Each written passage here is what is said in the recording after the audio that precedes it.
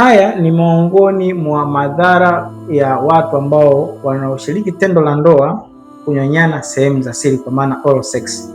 Madhara yake ya kwanza tunazungumzia ni maambukizi ya magonjwa ya zinaa ikiwemo syphilis, tunazungumzia chlamydia, gonorrhea, lakini pia herpes virus. Lakini changamoto nyingine ni kuweza kupata vidonda na majeraha ikiwemo katika ulimi pamoja na kolomeo na kusababisha fizi kuzalisha bakteria na kutoa damu, lakini pia kuongezeka kwa hatari ya maradhi ama virusi vya HPV.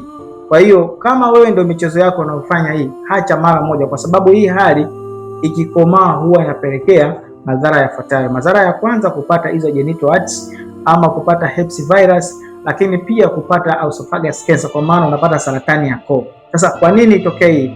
Furaha ipo sehemu nyingine kabisa. Kwa nini unaenda kupata sehemu ambayo sio sahihi?